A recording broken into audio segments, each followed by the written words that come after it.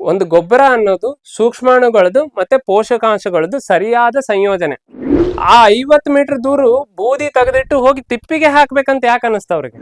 ನನ್ ತಿಪ್ಪಿ ಗೊಬ್ಬರನ ಚಲೋ ಐತೆ, ಹೋಗ್ಲೆ ನಿನ್ ಪುಡಿ ಹಾಕಿ ನಾಳೆ ನಿನ್ನಿಂದ ನಾವನ ಅಂತ ಹೇಳಿ ಅನ್ನಕ್ ಶುರು ಆಗ್ತದ್ರಿ. ಅದಕ್ಕೆ ಮಾರ್ಕೆಟಿಂಗ್ ಒಳಗೆ ನೀವು ಎಷ್ಟು ಚೆನ್ನಾಗಿ ಕತೆ ಹೇಳ್ತಿರಲ್ಲ ಅಷ್ಟು ನಿಮ್ಮ ಮಾಲ್ ಮುಂದೆ ಬರ್ತದ. ಅಲ್ಟಿಮೇಟ್ಲಿ ಬೇಕಾಗಿರೋದೇನು, ಗ್ರಾಹಕನ್ಗೆ ಅವನ ಹತ್ರ ಇರೋ ಇಂದ್ರಿಯಗಳೇ ಸ್ಪಂದನೆ ಮಾಡ್ತಾವ್, ಅದು ಮಾಲ್ ತಗೋಬೇಕೋ ಬೇಡ ಅನ್ನೋದಕ್ಕೆ. ಬೇರೆ ದಾರಿ ಇಲ್ಲ. ಅದ್ರ ಮೇಲೆ ಫೋಕಸ್ ಮಾಡ್ರಿ. ಗ್ರಾಹಕಂಗೆ ಏನ್ ಮಾಡಿದ್ರೆ ಅವ ಮೆಚ್ಕೋತಾನ ಅನ್ನೋದು ಕಲ್ಪನೆ ಬರ್ಬೇಕು. ಆ ಕಲ್ಪನೆ ಬಂತಂದ್ರೆ ನಿಮ್ದು ಮಾರ್ಕೆಟಿಂಗ್ ಈಸಿ ಆಗ್ತದೆ. ರೈಟ್? ಮಾರ್ಕೆಟಿಂಗ್ ಬಗ್ಗೆ ಇಷ್ಟು ಸಾಕು ಅನಿಸ್ತದ. ಪ್ರಶ್ನೆಗಳನ್ನ ಒಂದೊಂದೇ ಪ್ರಯತ್ನ ಮಾಡ್ತೇನ್ರಿ. ಯಾವ್ದು ಉತ್ತರ ಗೊತ್ತದ ಅಂತ ಹೇಳ್ತೀನಿ, ಎಷ್ಟಿರ್ತದ ಅಷ್ಟು ಹೇಳ್ತೀನಿ. ಗೊತ್ತಿರ್ಲಾರ್ದು ಗೊತ್ತಿಲ್ಲ ಅಂತ ಹೇಳ್ತೀನಿ. ಯಾರ್ದಾರ ಕಡೆ ಸಿಗೋಂಗಿದ್ರೆ ಅವ್ರ ಹೆಸರು ಹೇಳ್ತೀನಿ, ಅವ್ರ ಕಡೆ ನೀವು ಕೇಳಿ. ಗೌರಿ ಗೊಬ್ಬರ ಹಾಗೂ ಗೌರಿ ಸ್ಪ್ರೇಗಳನ್ನು ಹೇಗೆ ತಯಾರಿಸುತ್ತೀರಾ ಹೇಳಿ. ಓಕೆ, ಪೂರ್ತಿ ಫಾರ್ಮುಲಾ ಹೇಳಲಿಕ್ಕೆ ಆಗ್ಲಿಕ್ಕಿಲ್ರಿ, ಯಾಕಂದ್ರೆ ಅದನ್ನ ಪೇಟೆಂಟಿಗೆ ನಾವು ಅಪ್ಲೈ ಮಾಡೀವಿ. ಹಿಂಗಾಗಿ ಆದ್ರೆ ಒಂದಿಷ್ಟು ನಾನು ಏನ್ ಹೇಳ್ಬೋದಂದ್ರೆ, ಗಿಡಕ್ಕೆ ಊಟ ರೆಡಿ ಮಾಡಿ ಕೊಡ್ಲಿಕ್ಕತ್ತೀವಿ. ಅದ್ರೊಳಗೆ ಇಲ್ಲಿ ತನಕ ಏನಾಯ್ತು, ಕೆಮಿಕಲ್ದವ್ರು ಬಂದಾಗ, ಅಂದ್ರೆ ಕೆಮಿಕಲ್ ಫಾರ್ಮಿಂಗ್ ಶುರು ಆದಾಗ ಸೂಕ್ಷ್ಮಾಣುಗಳನ್ನ ಇಗ್ನೋರ್ ಮಾಡಿದ್ರು. ಅಂದ್ರೆ ಮೈಕ್ರೋಬ್ಸ್ ಬೇಕಾಗಿಲ್ಲ, ಬರೀ ನೀವು NPK ಅದು ಇದು ಬೋರಾನು ಕ್ಯಾಲ್ಸಿಯಮ್ ಜಿಂಕು ಇವನ್ನೆಲ್ಲ ಹಾಕೊಂತ ಹೋಗ್ಬಿಟ್ರಿ ಗಿಡ ಬೆಳಿತಾವೆ ಅಂತಂದ್ರು. ಯಾವಾಗ ಅದನ್ನ ಮಾಡ್ತಾ ಬಂದಾಗ ಸೂಕ್ಷ್ಮಾಣುಗಳ ಕೆಲಸ ಸಂತತಿ ಕಮ್ಮಿ ಆಯ್ತು, ನಾವು ಆರ್ಗ್ಯಾನಿಕ್ದವ್ರು ಹುಟ್ಕೊಂಡು ನಾವೇನ್ ಮಾಡಿದ್ವಿ, ಬರೀ ಕಲ್ಚರ್ಸ್ ಕೊಡೋಣ, ಬರೀ ಸೂಕ್ಷ್ಮಾಣು ಜಾಸ್ತಿ ಮಾಡೋಣ ಅಂತ ಹೋದ್. ಇಲ್ಲಿ ಅರ್ಥ ಆಗ್ಬೇಕಾಗಿದ್ದೇನು, ಒಂದು ಗೊಬ್ಬರ ಅನ್ನೋದು ಸೂಕ್ಷ್ಮಾಣುಗಳದ್ದು ಮತ್ತೆ ಪೋಷಕಾಂಶಗಳದ್ದು ಸರಿಯಾದ ಸಂಯೋಜನೆ. ಇದು ಗೊತ್ತಾಯ್ತು ಅಂದ್ರೆ ನೀವು ಮನೆಯೊಳಗೂ ಇದು ಗೊಬ್ಬರ ರೆಡಿ ಮಾಡ್ಕೊಳ್ಬೋದು. ತಿಪ್ಪೆ ಗೊಬ್ಬರದೊಳಗೆ ಏನೇನ್ ಮಾಡ್ತಿದ್ರಿ ಹಿಂದೆ, ಏನೇನ್ ಹಾಕ್ತಿದ್ರು? ಬೂದಿ ಮತ್ತೆ ಮತ್ತೆ ಸಗಣಿ, ಗೋಮೂತ್ರ, ಕಸ ಕಡ್ಡಿ, ಬೂದಿ, ಅಂತದಿಂತದು ಹುಲ್ಗಲ್ ಸೊಪ್ಪು, ಬೇವಿನ ಸೊಪ್ಪು ಎಲ್ಲ ಹಾಕ್ತಿದ್ರಿ. ಯಾಕೆ ಅಷ್ಟೆಲ್ಲ ಹಾಕ್ತಿದ್ರಿ? ಈಗ ಹೆಂಗಿದೆ, ಬರೀ ಸಗಣಿನೇ ಗೊಬ್ಬರ ಹೋಯ್ತಲ್ಲ ತಿಪ್ಪಿದ. ಅವ್ರು ಯಾಕೆ ಅಷ್ಟು ನೋಡ್ರಿ, ಎಲ್ಲಿತ್ತು ಅಡ್ಗಿ ಮನಿ, ಎಲ್ಲಿತ್ತು? ತಿಪ್ಪಿಯಿಂದ ಎಷ್ಟು ದೂರ ಇತ್ತು ಅನ್ಸತ್ತ? ಒಂದ್ 50 ಮೀಟರ್ ಇತ್ತ, ಹೌದಾ? ಆ 50 ಮೀಟರ್ ದೂರ ಬೂದಿ ತೆಗೆದಿಟ್ಟು ಹೋಗಿ ತಿಪ್ಪಿಗೆ ಹಾಕ್ಬೇಕಂತ ಯಾಕೆ ಅನಿಸ್ತ ಅವ್ರಿಗೆ? ಯಾವ ಲ್ಯಾಬಲ್ಲಿ ಟೆಸ್ಟ್ ಮಾಡ್ಕೊಂಡ್ ಬಂದಿದ್ರ ಅನಿಸ್ತದ ನಿಮಗೆ? ಯಾಕೆ ನಾವು ಮನೆಯಾಗಿನ ಕಸ ಮರದಾಗ ತಗೊಂಡು ಹೊರಗೆ ಚೆಲ್ಲಕ್ ಆಗುದಿಲ್ಲ, ವ್ಯಾಕ್ಯೂಮ್ ಪುರ್ರ ಅಂತ ಹಿಡಿತೀವಿ ಅದನ್ನ, ಒಳಗೆ ಜಕ್ಕೋಲಿ ಏನಿದ್ದಂತ. ಆದ್ರೆ ಬೂದಿನ 50 ಮೀಟರ್ ತಗೊಂಡೋಗಿ ತಿಪ್ಪಿ ಮೇಲೆ ಹಾಕ್ಬೇಕಂತ ಯಾಕೆ ಅನಿಸ್ತು? ಸಾಂಪ್ರದಾಯ ಅಲ್ಲ ಸರ್, ಎಲ್ಲ ಡಿಸೈನ್ ಅದ ಪ್ರಾಪರ್ ಆಗಿ. ಅಷ್ಟ ಹೆಂಗ್ ಗೊತ್ತಾಯ್ತು ರಿಸಲ್ಟ್? ಟೆಸ್ಟ್ ಎಲ್ಲ ಆಗ್ಬೇಕಂಗಿದ್ರೆ. ಈಗ ನಾವ್ ಎಲ್ ಮಾಡಕ್ ಗುದಾಡತ್ತೀವ್ರಿ? ಏನೇ ರೆಡಿ ಆದ್ ಕೂಡಲೇ ಸಾಹೇಬ್ರೆಲ್ಲ ಕೇಳಕ್, ನೀವೇ ಕೇಳಿದ್ರಲ್ಲ ಸರ್, ಯಾವ ಲ್ಯಾಬಿಗೆ ಕಳ್ಸೋಣ ಅನ್ನೋದು. ಮೊದಲು ಹೊಲ್ದಾಗ ನೋಡ್ರಿ ಸರ್, ಹೊಲ್ದಾಗ ಕೆಲ್ಸ ಆದ್ರೆ ಆಮೇಲೆ ಲ್ಯಾಬಿಗೆ ಕಳ್ಸೋಣ. ಗಿಡ ಹೇಳ್ಬೇಕಲ್ಲ ನನಗೆ, ಹೌದಲ್ಲೇ ನಂಗೆ ಇದು ಕೆಲಸ ಮಾಡತ್ತೈತೆ ಅಂತ ಹೇಳಿ. ಸಿಂಪಲ್ ಅದು, ಯಾಕೆ ಕಾಂಪ್ಲಿಕೇಟ್ ಮಾಡ್ಕೋಬೇಕಾಗತ್ತೆ? ಹೌದ್ರಿ. ಸೊ ಇದು ಗೊಬ್ಬರ, ಇದನ್ನ ಹಿಂಗ್ ಮಾಡ್ಕೊಂಡ್ವಿ, ಆಮೇಲೆ ಗೊಬ್ಬರ ಕೊಡ್ತಾ ಹೋದ್ವಿ. ಗೊತ್ತಾಯ್ತು ಏನಂದ್ರ, ನಮ್ಗೆ ಒಂದೇನಿತ್ತು, ಹೊರಗಡೆ ಹೆಂಗ್ ನಡೆದೈತ್ರಿ, ಬೀಜ ಹಾಕೋ ಮುಂದಾಗೊಂದು, ಮೇಲ್ ಬರಕ್ಕೊಂದು, ಎಲೆ ಬಿಡಕ್ಕೊಂದು, ಹೂ ಆಗಕ್ಕೊಂದು, ಕಾಯಿ ಆಗಕ್ಕೊಂದು, ಕಾಳು ಹಿಡಿಯಕ್ಕೊಂದು, ಕಾಳು ದುಂಡ್ಗಾಗಕ್ಕೊಂದು, ದಪ್ಪ ಆಗಕ್ಕೊಂದು, ಸರ್ ಶೈನಿಂಗ್ ಬರಕ್ಕೊಂದು, ಮತ್ ಕಲರ್ ಬರಕ್ಕೊಂದು ಏನಾರ ಕೊಟ್ಟಾರ ನೋಡ್ರಿ. ಮತ್ ಅದು ಕೊಟ್ಟಾರ್ರಿ, ಸುದ್ದ ಆತ್ ನಡಿ, ಅದು ಗೊತ್ತಿರ್ಲಿಲ್ಲ. ಅಡ್ಡಿಲ್ಲ. ರೀ, ಹಂಗಾದಾಗ ಏನ್ ಸಮಸ್ಯೆ ಆಗ್ತದ? ನೀವು ಎಷ್ಟು ಸರಿ ಹೋಗಿ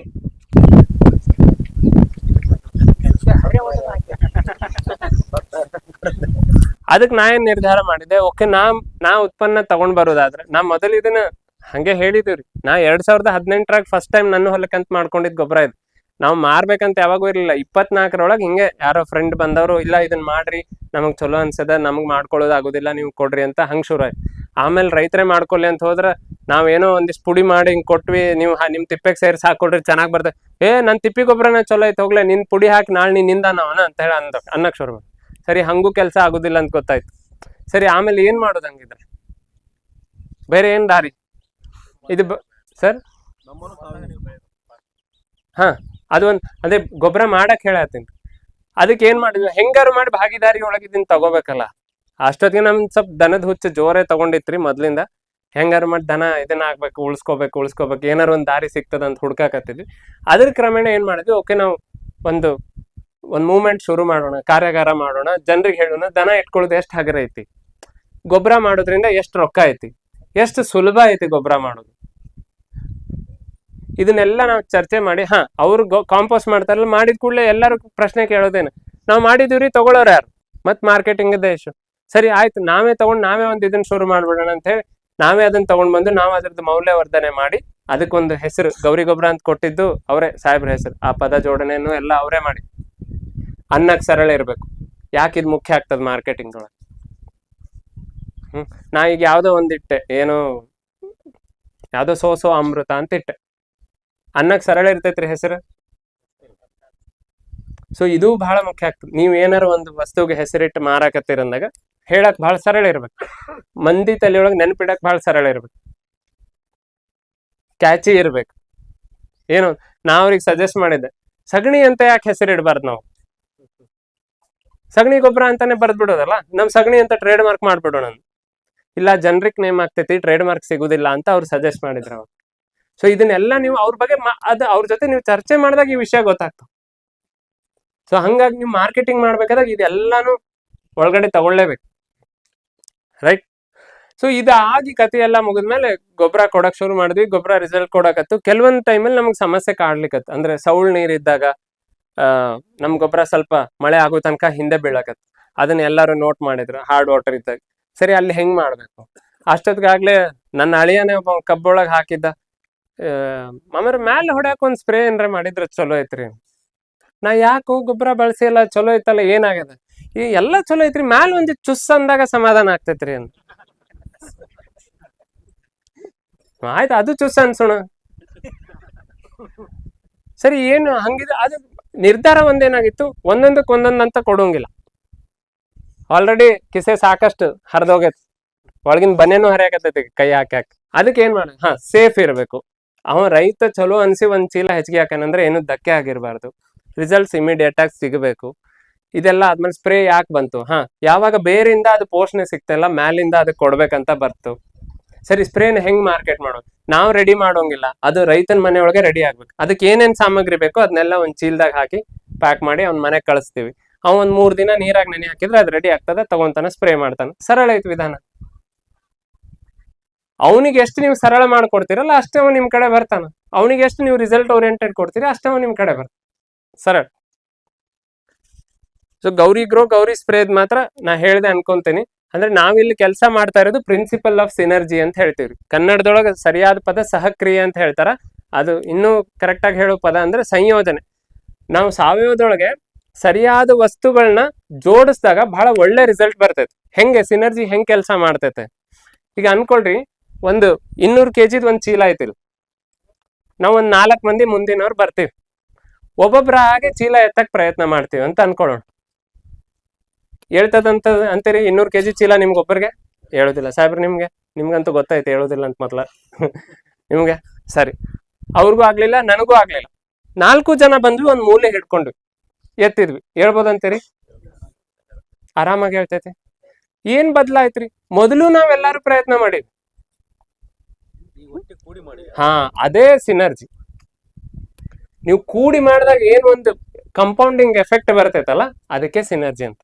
ಹಂಗಾಗಿ ಆ ಟೈಮಲ್ಲಿ ಕಡಿಮೆ ಪ್ರಮಾಣದಲ್ಲೂ ಆ ಅಂಶಗಳಿದ್ರೆ ಬಹಳ ಚೆನ್ನಾಗಿ ಕೆಲಸ ಮಾಡುತ್ತೆ. ಸೊ ಈ ಸಂಯೋಜನೆ ಮೇಲೆ ನೀವು ಕೆಲಸ ಮಾಡಕ್ ಶುರು ಮಾಡ್ರಿ. ನೀವು ಮನೆಯೊಳಗೆ ವ್ಯಾಲ್ಯೂ ಅಡಿಷನ್ ಅಂದ್ರೆ ಮೌಲ್ಯವರ್ಧನೆ ಆಗ್ಲಿ, ಗೊಬ್ಬರ ತಯಾರು ಮಾಡ್ಕೊಳ್ಳೋದಾಗ್ಲಿ, ಅಥವಾ ಆಹಾರದೊಳಗೆ ಯಾವ್ದಾದ್ರು ಒಳ್ಳೆ ಟೇಸ್ಟ್ ಇರೋ ನೀವು ಪ್ರಾಡಕ್ಟ್ ಕೊಡ್ಬೇಕನ್ನಕ್ಕಾಗ್ಲಿ ಸಿಕ್ಕೇ ಸಿಕ್ತು. ಉಪ್ಪು ಎಷ್ಟು ಹಾಕ್ಬೇಕ್ರಿ ಅಡಿಗೆಗೆ? ಅಷ್ಟು. ಇವತ್ತು ಚಾಕ್ ಸಕ್ರಿ ಖಾಲಿ ಆಗೈತಡಿ ಅಂತೇಳಿ ಉಪ್ಪು ಹಾಕಿ ಯಾವಾಗಾರು ಚಾ ಮಾಡಿರಿ? ಹಂಗೆ ಇದು ಈ ಗೊಬ್ಬರದ ವಿಷಯದೊಳಗೆ ಏನಾಗದ, ಅದ್ ಅಲ್ಲೇನೋ ಬಿದ್ದೈತ್ ನೋಡಿ, ಅದನ್ನಷ್ಟು ಕೂಡಿಸ್ಬಿಡಿ ಇದ್ರಾಗ. ಅದ್ ಮೊನ್ನೆ ಸಣಸು ಮುಂದಾಗ ಏನೋ ಒಂದಿಟ್ಟು ಸಿಕ್ಕಿತ್ತು, ಅದನ್ನಷ್ಟು ಇದ್ರಾಗ ಕೂಡ್ಸು. ಎಲ್ಲಾನು ಕೂಡಿಸಿ ಕರೆದು ಕೆರೆದು ಬೆಳೆದು ಎಲ್ಲ ಇದ್ದಿದ್ದನ್ನ ಹಾಕೋದೇ ಗೊಬ್ಬರ ಅನ್ಸ್ಕೊಂಡ್ಬಿಡ. ಹಂಗಾಗಿದ್ರೆ ಹಿರಿಕರು ಯಾಕೆ ಏನ್ ಬೇಕು ಎಲ್ಲಾನು ಕೂಡಿಸ್ತಿದ್ರು? ಹೌದ್ರಿ. ಆ ಬೂದಿದೆ ಒಂದು ಇನ್ಸಿಡೆಂಟ್, ಒಂದ್ ಒಳ್ಳೆ ಕೇಸ್ ಅದ, ಒಂದ್ ಕೇಸ್ ಸ್ಟಡಿ. ಯಾಕೆ ಕಟ್ಗಿ ಒಲಿ ಹೋದ್ವು ಅನಸ್ತದ ನಿಮ್ಗೆ? ಕಟ್ಗಿ ಒಲಿ ಯಾಕೆ ಮನೆಯಿಂದ ಹೋದ್ರಿ? ಹೊಗಿ ಬೂದಿ ಮಸಿ ಹತ್ತೈತಿ, ಹೊಗೆ ಆಗ್ತೈತಿ. ಅಲ್ಲ ಗ್ಯಾಸ್ ಬರ್ಲಿ ಅಂತಾನೆ ಒಲಿ ಹೋಗ್ಸ್ಯಾರ. ಗ್ಯಾಸ್ ಬಂದ್ವಂತ ಒಲಿ ಹೋಗಿಲ್ಲ, ಒಲಿ ಹೋದ್ರೆ ಗ್ಯಾಸ್ ಬರ್ತಾವ ಅಂತ ಹೇಳಿ ಒಲಿ ಹೋಗ್ಸಾರ. ಬಟ್ ಕತಿ ಏನ್ ಹೇಳಿದ್ರು ಅವ್ರು? ಕಾಡು ಉಳಿಸ್ಬೇಕು. ಒಬ್ಬೋ ರೈಟ್. ಮತ್ತೆ ಹೊಗೆಯಿಂದ ಆರೋಗ್ಯ. ಸರಿ ಸರ್, ಹಂಗಿದ್ರೆ ಹೊರಗೆ ಹೋಗ್ಬೇಕಾಗಿದ್ದು ಹೊಗೆ ಅಂತೀರೇನ್ ಒಲಿ ಅಂತೀರ? ಹೊಗೆ ಹೋಗ್ಬೇಕಿತ್ತು, ಆದ್ರೂ ಒಲಿನೇ ಹೋಗ್ಸಿದ್ರು. ಬರೀ ಹೊಗೆ ಹೋಗ್ಸಕ್ ನಮ್ಗೆ ಆಗ್ತಿರ್ಲಿಲ್ರಿ, ಅಷ್ಟ್ ಟೆಕ್ನಾಲಜಿ ಇರ್ಲಿಲ್ಲ ನಮ್ ಕಡೆ. ಹಾ ನೋಡ್ರಿ ಸರ್, ಮಾಡಿದ್ರಲ್ರಿ ಚಿಮ್ನಿ ಗಿಮ್ನಿ ಎಲ್ಲ ಮಾಡಿ ಒಂದು ಎಕ್ಸಾಸ್ಟ್ ಫ್ಯಾನ್ ಇಟ್ಟ ಮೇಲೆ ಎಂತ ದೊಡ್ಡ ಕೆಲಸ ಐತ್ರಿ. ಆದ್ರೆ ನಿಮ್ ಮನ್ಯಾಗ ಒಲಿ ಉಳಿದಿದ್ರ ನಿಮ್ ತಿಪ್ಪಿ ಎಲ್ಲಿ ಹೋಗ್ತಿತ್ತು? ನಾ ಗೊಬ್ಬರ ಹೆಂಗ್ ಮಾರ್ಬೇಕಿತ್ತು? ಎಲ್ಲಿಂದ ಎಲ್ಲಿ ಕನೆಕ್ಷನ್ ಅದ ಗೊತ್ತ್ರಿ? ನನ್ ಮನ್ಯಾನ ಒಲಿ ಹೋದ್ರೆ ಅಲ್ಲೆಲ್ಲೋ ಬೇರೆ ದೇಶದಿಂದ ನನ್ಗೆ ಗೊಬ್ಬರ ಬರ್ತೈತಿ. ಎಷ್ಟು ವ್ಯವಸ್ಥಿತವಾಗಿ ಕತೆ ಹೇಳಿದ್. ಹೌದ್ರಿ, ಒಲಿಯಿಂದ ಏನೇನ್ ಲಾಭ ಇತ್ತು? ಇದ್ಲು ಬರ್ತಿತ್ತು, ಇದ್ಲೆಲ್ಲಿ ಹೋಗ್ತಿತ್ತು? ಇಸ್ತ್ರಿ ಮಾಡಕ್ಕೆ, ಹಲ್ಪುಡಿಗೆ ಸೆಳಿತದ. ಅದಕ್ಕೆ ಸಮುದ್ರದಲ್ಲೇನು ಎತ್ತರ ಆಗ್ತಾವಂತ ಹೇಳ್ತಾರೆ. ಹೌದ್ರಿ, ಆ ಗುರುತ್ವಾಕರ್ಷಣ ಪುಲ್ ಇರ್ತದಂತ ಹೇಳಿ. ಸೊ ಇದನ್ನ ಅವ್ರು ಅಬ್ಸರ್ವ್ ಮಾಡಿದವ್ರು ಏನ್ ಹೇಳಿದ್ರು, ಆ ಟೈಮಲ್ಲಿ ನೀವು ಸೆಲ್ ಸ್ಯಾಪ್ ಅಂತೀವಿ ನಾವು. ಸೆಲ್ ಸ್ಯಾಪ್ ಅಂದ್ರೆ ಏನು? ಈಗ ಗಿಡದೊಳಗೊಂದು ರಸ ಇರ್ತಿರ್ತದ ನೋಡ್ರಿ, ಈ ಟೊಮೆಟೊ ಗಿಡದಾಗದು ನಿಮ್ಗೆ ರಸ ಇರೋದು ಕಾಣ್ತಿರ್ತದ. ಆ ಗುರುತ್ವಾಕರ್ಷಣೆ ಬಲದಿಂದ ಅದ್ ಮೇಲ್ ಬರ್ತದ. ಅದ್ ಮೇಲ್ ಬಂದಾಗ ಆ ಹುಣ್ಣಿಮೆ ಬೆಳಕೊಳಗ ಕೀಟಗಳು ಜಾಸ್ತಿ ಅಟ್ರಾಕ್ಟ್ ಆಗ್ತಾವ, ರೈಟ್? ಅದು ಸೆಲ್ ಸ್ಯಾಪ್ ಜಕ್ಕೋಬೇಕು, ಕಾಂಡ್ ಕೊರ್ಕ ಇದೆಲ್ಲ ಜಾಸ್ತಿ ಬರೋದು ಅದೇ ಟೈಮಲ್ಲಿ. ಅದಕ್ಕೆ ಅವ್ರು ಏನ್ ಸಜೆಸ್ಟ್ ಮಾಡಿದ್ರು, ನಿಮ್ಗಿನ್ನೇನು ಹುಣ್ಣಿಮೆ ಬರ್ತದ ಅನ್ನೋ ಒಂದ್ 2-3 ದಿನಕ್ಕಿಂತ ಮೊದಲ ನೀವು ಅದಕ್ಕೆ ಏನ್ ಮಾಡ್ಬೋದು ಅದನ್ನ ಪ್ರಯತ್ನ ಮಾಡ್ರಿ. ಬೂದಿ ಉಗ್ಗೋದು ಅಥವಾ ಏನಾರು ನೀವು ದಶಪರ್ಣಿ ಅರ್ಕ ಇಂಥದ್ ಮಾಡಿದ್ ಹೊಡ್ಕೊಳ್ಳೋದು, ಅಂತದ್ ಮಾಡಿದಾಗ ಆ ಮೇಲೆ ರಸ ಹೀರೋ ಕೀಟ ಕಡಿಮೆ ಆಗ್ತದ. ಮೊದಲನೇದು ಹುಣ್ಣಿಮೆ ಇನ್ನೇನ್ 2-3 ದಿನ ಐತಿ ಅನ್ನೋ ಟೈಮಿಗೆ ನೀವು ಹೊಡ್ಕೋಬಹುದು, ಅಥವಾ 1 ವಾರ ಮೊದಲ ಹೊಡ್ಕೊಳ್ರಿ. ಎರಡನೇದು ಇಳುವರಿ. ಅವಾಗ ಭೂಮಿ ಮೇಲೆ ರಸ ಏರಾಕತ್ತೈತಂದ್ರ ಭೂಮಿ ಮೇಲೆ ಇರುವಂತ ನಿಮ್ಮ ಉತ್ಪನ್ನ ಟೊಮ್ಯಾಟೊ, ಬದನೆ ಇಂಥದೆಲ್ಲ ಅದನ್ನ ನೀವು ಆ ಟೈಮಲ್ಲಿ ಹಾರ್ವೆಸ್ಟ್ ಮಾಡಕ್ ಟ್ರೈ ಮಾಡ್ರಿ ಅಂತಾರ. ಅಂದ್ರೆ ಅದು ವೇಟ್ ಅಲ್ಲಿ ಜಾಸ್ತಿ ಬಂದಿರ್ತದೆ, ಸೆಲ್ ಸ್ಯಾಪ್ ತೂಕ ಜಾಸ್ತಿ ಬರ್ತದ. ಒಬ್ರು ಯಾರೋ ಪರೀಕ್ಷೆ ಮಾಡಿದೆ ಸರ್, ಅದು ಸರಿ ಅದ ನನ್ಗೆ ಹಂಗ ಅನಿಸ್ತು ಅಂತ ಅಂದ್ರವ್ರು. ನಾನು ಪರೀಕ್ಷೆ ಮಾಡಿಲ್ಲ ವೈಯಕ್ತಿಕವಾಗಿ, ದಯಮಾಡಿ ಹೇಳಲಿಕ್ಕತ್ತೀನಿ ಇನ್ನೊಮ್ಮೆ, ಇದು ಯಾರೋ ಒಬ್ರು ಮಾಡಿದ್ದು ಚಲೋ ಅನಿಸ್ತು, ಉಪಯೋಗ ಆಗ್ಲಿ ಅಂತ ಹೇಳಿದ್ದಷ್ಟೇ. ನೀವು ಪರೀಕ್ಷೆ ಮಾಡಿ. ಇದೇ ರಿವರ್ಸ್ ಕೇಸು ಅಮಾವಾಸ್ಯೆಯಲ್ಲಿ ಆಗ್ತೈತ್ರಿ. ಅಮಾವಾಸ್ಯೆಗೆ ಚಂದ್ರ ಇರುವುದಿಲ್ಲ ಅನ್ನೋದಕ್ಕೆ ಗುರುತ್ವಾಕರ್ಷಣ ಬಲ ಕಡಿಮೆ ಆಗ್ತದೆ, ರೈಟ್? ಅವಾಗ ಸೆಲ್ ಸ್ಯಾಪ್ ಉಲ್ಟಾ ಕೆಳಗೆ ಇಳಿತದ. ಅವಾಗ ಡ್ರೆಂಚಿಂಗ್ ಅಂದ್ರೆ ನೀವು ಒಂದು ಅದು ಬೇರ್ ಸುತ್ತಲೂ ಇರೋದಕ್ಕೆ ಏನಾದ್ರು ಬರಬಾರ್ದು ಅನ್ನೋದು ಒಂದು. ಹಾರ್ವೆಸ್ಟ್ ಮಾಡೋಂಗಿದ್ರೆ ಅಮಾವಾಸ್ಯೆ ಎಡಬಲದೊಳಗೆ ಹಾರ್ವೆಸ್ಟ್ ಮಾಡಿದ್ರೆ ಅದ್ರ ಇಳುವರಿ ಜಾಸ್ತಿ. ಗೆಡ್ಡೆ ಗೆಣಸು ಅಂತದೆಲ್ಲ ನೀವು ಜಾಸ್ತಿ ಆ ಟೈಮಲ್ಲಿ ಹಾರ್ವೆಸ್ಟ್ ಮಾಡಿದ್ರೆ ಇಳುವರಿ ಜಾಸ್ತಿ ಅಂತ ಹೇಳುದು ಅಷ್ಟ. ಸರ್ವ ರೋಗಕ್ಕೂ ಒಂದೇ ಕಲ್ಚರ್, ಆ ತರದ್ ಯಾವ್ದು ನನಗಂತೂ ಗೊತ್ತಿಲ್ಲ ಸರ್. ಯಾರು ಒಂದ್ ಕಲ್ಚರ್ ಹೇಳಿದ್ರೆ ನಾನು ಅಲ್ಲ, ಗೊತ್ತಿಲ್ರಿ ನಂಗೆ, ಅದೇ ಹೇಳ್ತಾ ಇರೋದು. ಒಂದೇ ಕಲ್ಚರ್ ಅಂತ ನನಗೆ ಯಾವ್ದು ಗೊತ್ತಿಲ್ಲ. ನಾ ಹೇಳೋದಿಷ್ಟೇ, ನೀವು ಯಥೇಚ್ಛವಾಗಿ ನೀವು ಕೊಟ್ಟಿಗೆ ಗೊಬ್ಬರ ಈಗ ಹೆಂಗೆ ಹಿಂದಿನ ಜನ ತಿಪ್ಪೆ ಗೊಬ್ಬರ ಮಾಡ್ತಿದ್ರಲ್ರಿ, ಹಂಗ್ ಮಾಡಿದ್ರೆ ನಿಮ್ಗೆ ಯಾವ ರೋಗನೂ ಬರಬಾರ್ದು. ಅಷ್ಟ ಹಂಗ್ ಮಾಡ್ಲಿಕ್ಕೆ ಅನುಕೂಲ ಇದ್ರೆ ಅದನ್ನ ಮಾಡ್ರಿ. ವಿವಿಧ ಮಣ್ಣಿನ ಬಗ್ಗೆ ಮಣ್ಣಿನ pH 8.5 ವಿವರಣೆ ನೀಡಿ. ನಿರಂಜನ್ ಮಠದ್. ನಿಮ್ದು ಎರೆಭೂಮಿನ ಸರ್? ಯಾರು ನಿರಂಜನ್ ಮಠದ್? ಎರೆಭೂಮಿನ ರೀ? ಸರಿ. pH ಅಂದ್ರೆ ಏನು, ಅದು ಏನ್ ಹೇಳ್ತದ, pH ಹೆಂಗ್ ಅಳತಿ ಮಾಡ್ತಾರ, ಯಾವ ಸ್ಕೇಲ್ ಒಳಗೆ ಅಳತಿ ಮಾಡ, ಇದು ಸ್ವಲ್ಪ ಗೊತ್ತಾಗ್ಬೇಕು.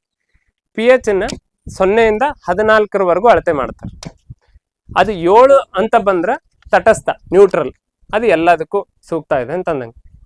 7 ಕೆಳಗದ ಅನ್ಕೊಳ್ರಿ, ಅಲ್ಲಿ ಅಸಿಡಿಕ್ ಅಥವಾ ಹುಳಿ ಅಂಶ ಜಾಸ್ತಿ ಆಗ್ಲಿತ್ತದ ಮಣ್ಣೊಳಗೆ ಅಂದಂಗೆ.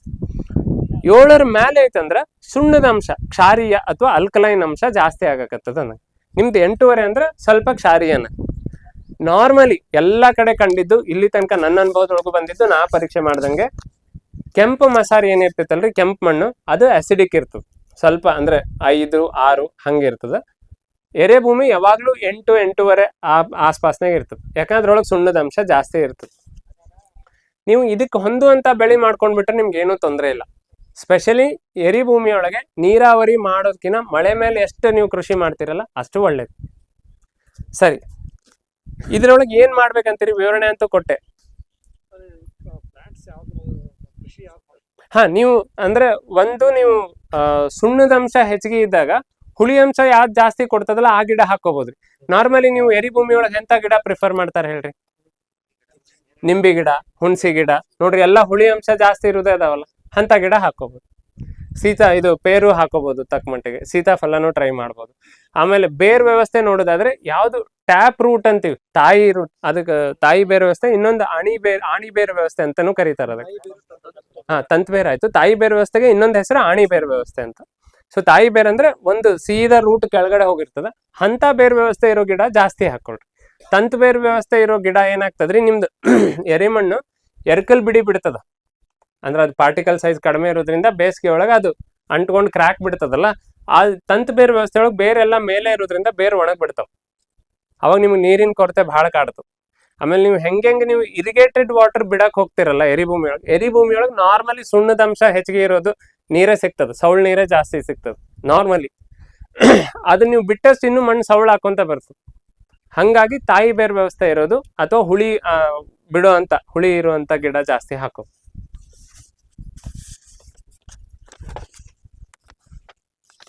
ಬಸವರಾಜ್ ಗಿಣಿಗೇರ ಲಿಂಬು ಮಾಹಿತಿ 10 ರೂಪಾಯಿಗೆ 2 ಅದಾವ ನೋಡಿ.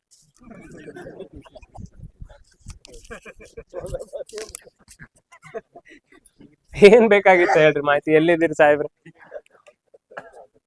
ಹಾ ಸರ್ ಹೇಳ್ರಿ, ಏನ್ ಬೇಕಾಗಿತ್ತು ಲಿಂಬು ಒಳಗೆ? ಹಾ ರೀ.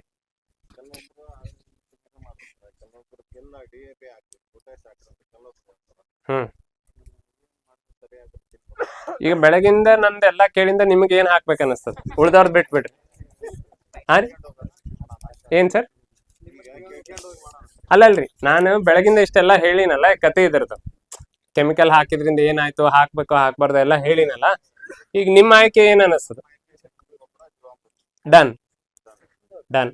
ಸಾಧ್ಯ ಆದ್ರೆ ಸ್ವಲ್ಪ ಬುಡದೊಳಗೆ ಹುಳಿ ಮಜ್ಜಿಗೆ ಕೊಡ್ರಿ, ಅನುಕೂಲ ಆದಾಗ ಸಗಣಿ ಜೀವಾಮೃತ ಹಾಕೊಂತ ಹೋಗ್ರಿ, ಅಷ್ಟಾದ್ರೆ ಸಾಕಾಗ್ತದೆ. ಹಾಕ್ರಿ, 1 ತಿಂಗಳಿಗೊಮ್ಮೆ ಹಾಕ್ರಿ. ಹಸಿ ಇದ್ದಾಗ ಒಂದ್ಸರಿ ಹಾಕ್ರಿ, 1 ತಿಂಗಳಿಗೊಮ್ಮೆ. ಏನ್ ಸರ್? ಯಾವ್ದಕ್ಕೆ ಸ್ಪ್ರೇ? ಅದನ್ನ ಜೀವಾಮೃತನೇ ಸ್ಪ್ರೇ ಮಾಡ್ರಿ ನೋಡಿ, ಸಾಕಾಗ್ತದೆ. ಹಂಗೇನಾರು ಇದನ್ ಬಂದಾಗ ನೀವು ಬೇರೆ ವ್ಯವಸ್ಥೆ ಮಾಡ್ಕೊಳ್ರಿ. ಅಂದ್ರೆ ಅದು ಯಾವ ಹುಳ ಬಂದ ನನಗೂ ಗೊತ್ತಿಲ್ಲ, ಅದು ಬಂದಾಗ ಗೊತ್ತಾಗ್ಬೇಕಲ್ರಿ. ಅದಕ್ಕೆ ಏನ್ ಬೇಕೋ ಅದನ್ನ ಸೂಕ್ತವಾದ ಮಾಡ್ಕೊಳ್ರಿ. 1100 ರೂಪಾಯಿ ಕೆಜಿ ಕೊಡ್ತಾರಾಗತ್ತಾರ, ನೀವು ಹೋಗೋಲ್ತಂತ್ರ ರೌಂಡ್ ಅಪ್ ಹೊಡೆಯಕತ್ತೀರಿ. ರಾಸಾಯನಿಕದೊಂದಿಗೆ ಸಾವಯವ ಪರಿಕರ ಬಳಸಲು ಪ್ರಾರಂಭಿಸಿ ನಂತರ ಸಾವಯವ ಕೃಷಿ ಕುರಿ ಗೊಬ್ಬರದ ಡೀಲರ್ಶಿಪ್ ನೀಡುತ್ತೀರಾ? ಅದಕ್ಕೆ ನಾವೇನು ಮಾಡಬೇಕು?